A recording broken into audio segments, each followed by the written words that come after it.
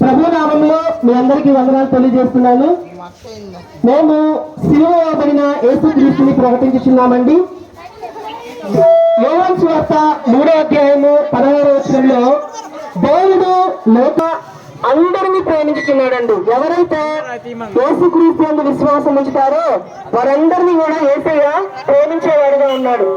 యేసయ్య ఎంత ప్రేమించాడంటే మనందరము పాపులమై ఉండగా యేసయ్య సిలువ మరణం పొందినంతగా యేసయ్య మనందరినీ ప్రేమించాడు. ఆయన సిలువ మరణం ద్వారా మనకి ఏ రోగాలు ఉన్నా కూడా ఆ రోగాలన్నీ పోతున్నాయండి.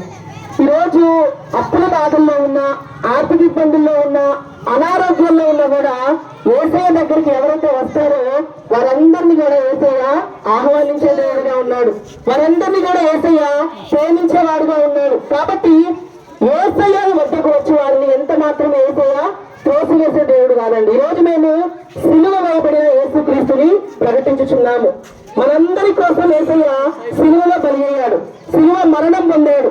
ఆయన పొందిన దెబ్బల వల్ల మనందరికి కూడా స్వస్థత కలుగుతున్నది. కాబట్టి ఎవరైనా అనారోగ్యంగా ఉంటున్నట్లయితే యేసుక్రీస్తుని అడిగితే చాలు, యేసయ్య వారందరికి కూడా మంచి స్వస్థత ఇస్తాడు.